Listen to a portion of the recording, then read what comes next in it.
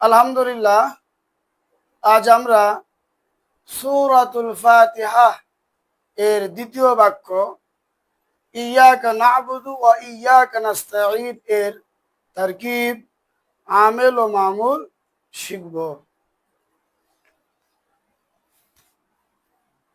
ইয়াকা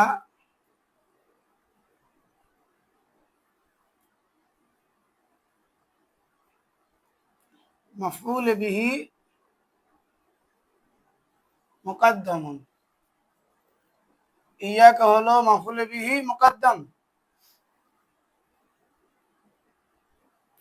না'বুদু ফি'ল, তার মধ্যে নাহনু জমির মুস্তাতির ফাইল।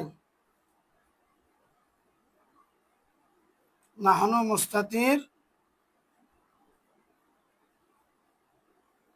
ফাইল, ফাইল ফাইল আর মাফউল বিহি মুকদ্দাম মিলে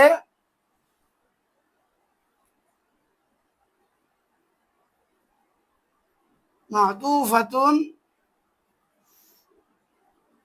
আলাইহা। ওয়াও হরফ আতফ, ইয়াকা مفعول به مقدم، نستعين فعل তার মধ্যে নাহনু জমির মুস্তাতির হলো ফাইল। ফাইল ফাইল আর মাফউলে বিহি মুকদ্দাম মিলে হলো মা'তুফাতুন। মা'তুফাতুন আলাইহা আর মা'তুফাতুন মিলে জুমলাতুন মুস্তানিফাতুন। জুমলাতুন মুস্তানিফাতুন। তারকিব আলহামদুলিল্লাহ শেষ। এখন আমরা আমেল ও মামুল নিয়ে আলোচনা করব। ইয়াকা মামুল, তার আমেল হলো না'বুদু ফেলে মুতলাক। না'বুদু ফেল, ইয়াকা জমিরে মানসুবে মুনফাসিল কে মাফউলে বিহি হিসাবে নসব প্রদান করেছে। না'বুদু মামুল ও আমেল। না'বুদু আমেল হলো খুলু। খুলু না'বুদু ফেলে মুজারে কে জম্মায়ে লফজি দ্বারা রফা প্রদান করেছে। না'বুদু হলো জমিরে বারিজ মুক্ত সহিহুল আখির, রফা হবে জম্মায়ে লফজি, নসব হবে ফাতহায়ে লফজি, জজম হবে সুকুন দ্বারা। ইয়াবুদু তা'বুদু তা'বুদু আ'বুদু না'বুদু। সুতরাং না'বুদু এর আমেল হলো খুলু। খুলু না'বুদু ফেলে মুজারেকে জম্মায়ে লফজি দ্বারা রফা প্রদান করেছে। আবার সে নিজে আমেল, তার মধ্যে লুকায়িত নাহনু জমিরকে ফাইল হিসেবে মাহাল্লান রফা প্রদান করেছে। ইয়াকাকে মাহাল্লান নসব প্রদান করেছে, আর না'বুদুর মধ্যে নাহনু জমির মুস্তাতিরকে ফাইল হিসেবে মাহাল্লান রফা প্রদান করেছে। ওয়াও হলো হরফ আতফ, ইয়াকা মামুল, তার আমেল হলো নাস্তাঈনু। নাস্তাঈনু ফেলে মুজারি, ইয়াকা জমিরে মানসুবে মুনফাসিলকে মাফউলে বিহি মুকদ্দাম হিসেবে মাহাল্লান নসব প্রদান করেছে। নাস্তাঈনু মামুল ও আমেল। মামুল হলে তার আমেল হলো খুলু। খুলু নাস্তাঈনুকে জম্মায়ে লফজি দ্বারা রফা প্রদান করেছে। এটা হলো জমিরে বারিজ মুক্ত সহিহুল আখির। ইস্তাঈনু তাস্তাঈনু তাস্তাঈনু আস্তাঈনু নাস্তাঈনু। রফা হবে জম্মায়ে লফজি, নাসব হবে ফাতাহায়ে লফজি, জজম হবে সুকুন দ্বারা। আবার সে আমেল, তার মধ্যে নাহনু জমিরকে ফাইল হিসাবে মহল্লান রফা প্রদান করেছে। তাহলে নাস্তাইন হলো মামুল ও আমেল।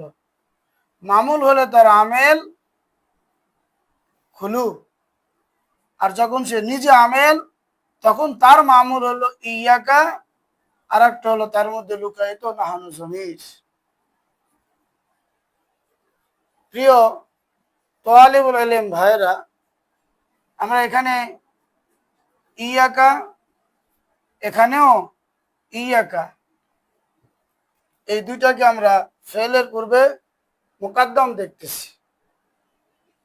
স্বাভাবিক একটি কায়দা আছে, আমরা সবাই জানি, তাকদীমু মাফউলিন বিহি, মাফউলে বিহিকে মুকাদ্দম করা আলাল ফেলি, ফেলের উপর, ইফিদুল হাসরা, মাফউলে বিহিকে ফেলের উপর মুকাদ্দম করাটা হসরের ফায়দা দেয়, সীমাবদ্ধতার ফায়দা দেয়। উভয় জায়গাতেই আমরা দেখতেছি মাফউলে বিহি ফেলের পূর্বে মুকাদ্দম, সুতরাং এটা হসর তথা সীমাবদ্ধতা নির্দিষ্ট করণের ফায়দা দিয়েছে। যদি এইভাবে বলা হতো নাবুদু ইয়াকা ওয়া নাস্তাঈনু ইয়াকা, তাহলে এখানে যে হসর বা সীমাবদ্ধতা উদ্দেশ্য এটা ঠিক থাকতো না। অর্থাৎ আমরা আপনারই ইবাদত করি, আমরা আপনারই কাছে সাহায্য চাই। অর্থাৎ ইবাদতের উপযুক্ত শুধুমাত্র একমাত্র আল্লাহ তাআলা, এবং আমরা দুর্বল, আপনার কাছেই সাহায্য চাই, আপনিই একমাত্র সাহায্য দেনেওয়ালা। এ কথাটা এই আয়াত থেকে উদ্দেশ্য। কিন্তু যদি মাফুলে বিহিকে মুকাদ্দাম করা না হতো, এভাবে বলা হতো না'বুদু ইয়াকা ওয়া নাস্তাঈনু ইয়াকা, তাহলে উদ্দেশ্য হতো আমরা আপনার ইবাদত করি এবং আমরা আপনার কাছে সাহায্য চাই।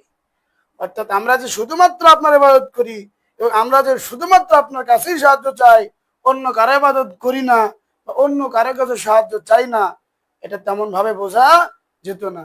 কিন্তু যখন মাফুলে বিহিকে মুকাদ্দাম করেছে তখন এটা হসরের ফায়দা দিয়েছে। তাকদীমু মাফউলিন বিহি আলাল ফি'লি ইফিদুল হসরা, মাফুলে বিহিকে মুকাদ্দাম করাটা হসরের ফায়দা দেয়, সীমাবদ্ধতার ফায়দা দেয়, নির্দিষ্ট করণের ফায়দা দেয়। সুতরাং আয়াতের অর্থ দাঁড়াবে আমরা আপনারই ইবাদত করি এবং আমরা আপনারই কাছে সাহায্য চাই। ইবাদত শুধুমাত্র একমাত্র আপনার জন্যই, এবং সাহায্য প্রার্থনাকারী আমরা যারা আছি শুধুমাত্র আমরা আপনারই কাছে সাহায্য চাই। এটাই উদ্দেশ্য, অর্থাৎ এক তাওহীদের ঘোষণা করা। এখান থেকে আমরা বুঝতে পারি আল্লাহ পাক আমাদের সকলকে সহজে বোঝার তৌফিক দান করুন।